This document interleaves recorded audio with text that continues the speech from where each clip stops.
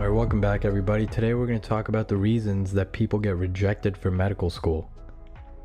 Now statistically, most pre-meds do not make it to medical school. They end up switching to something else or they get rejected. And if you've been rejected from medical school, don't worry. There are ways to remedy the situation, and it's not reflective of your ability to become a good doctor. If you're a pre-med or you're in the early stages, pay attention to these potential reasons for rejection so you can avoid them. Now, number one is a low MCAT or a low GPA. These two things, like we've talked about, are the two things that get your foot in the door of a medical school interview. A lot of schools, they have computers screening this stage to see if you meet their cutoffs or not, and if you don't, your application isn't even reviewed by anybody. The MCAT is a standardized admissions test that all pre-meds have to take to be considered for medical school. The GPA, or grade point average, is the scaled grade you receive throughout college. Both of these together make up that package deal that gets your foot in the door. Schools have different cutoffs for these, and you can email them or look on their website to see what their specific cutoffs are. But if you're early in the stage, just aim as high as you possibly can and don't worry about what the cutoffs are.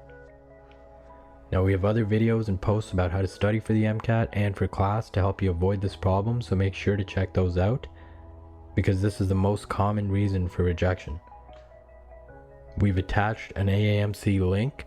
The AAMC is the governing body of medical schools, and here you can see what the average MCATs and GPAs were of people who were accepted versus those who applied but did not get in. Now, after you've achieved a good enough MCAT and GPA, the next thing is your personal statement. So some people can get rejected because of issues with their personal statement. Now, your personal statement is how you tell the story of who you are and what you've accomplished in pre-med and your life thus far. Mistakes here can be fatal because this is more or less a virtual first impression that the school has of you. Simple things like spelling and grammatical mistakes can cost you a medical school admission. So make sure to never make this type of silly mistake by constantly going over your personal statement and having it reviewed and proofread by multiple people.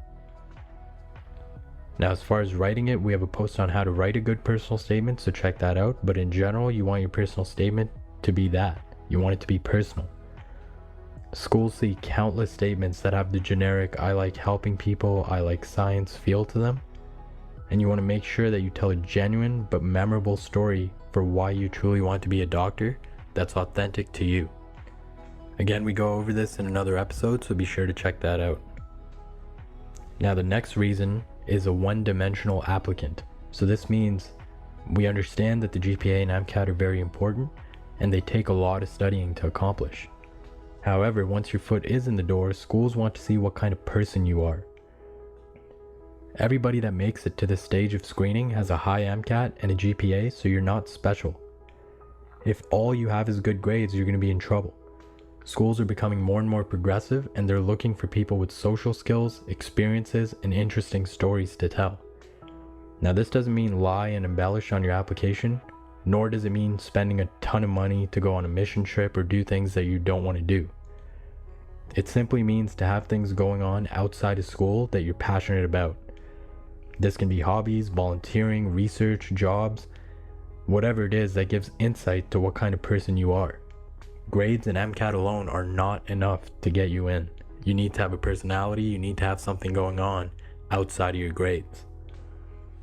Now, the next thing is bad reference letters. Reference letters are very important in the medical school admissions process because they're further insight into who you are. The personal statement in your application is your story of who you are, but these letters give the school a look at what other people think of you. There's a huge difference between a generic last-minute letter that you got from somebody because you couldn't find anyone, compared to a genuine letter from someone that knows you well. These letters give school an idea of what other professional and respected people think of you and your work ethic. This is why it's very important to focus on longevity and quality of work rather than quantity when it comes to your extracurriculars. You want to join clubs early, you want to find research and mentors early, get jobs early in college without spreading yourself too thin. It's going to pay dividends down the road. Now, if you are later in your journey, obviously late is better than never, so just get started as soon as you can to build these relationships and find these mentors. Now, if you have all that right and you've made it to your interview stage, a poor interview can really be a killer. Interviews can be nerve-wracking experiences for anybody, especially when it comes to something that you've worked so hard for. However, this is something that you have to get over by preparing and practicing. We've done a video and an episode on medical school interview advice, so be sure to check that out. But the interview is a chance for the admissions committee to finally meet you and see what you're like in person. They want people that are easygoing and social and people who they could see themselves working with. They want to see confidence balanced with humility and an overall good vibe from the applicant. Pre-med can be a socially isolating experience if you let it, and this can lead to poor development in social skills. This can certainly be overcome, but you are going to have to put forth the effort. Lack of preparation or social experience can lead to nervousness, wandering eyes, taking too long to answer, long-winded answers, and a lack of confidence. On the flip side, some applicants can be very arrogant and too full of themselves, which doesn't fly either. All these things can be prevented with preparation, so be sure to watch our video along with others to help you guys out. So guys, these are the 5 most common reasons for rejection. We hope this helped you out. Just be mindful of these things and avoid these mistakes. As always, feel free to reach out to us and we'll get back to you as soon as we can.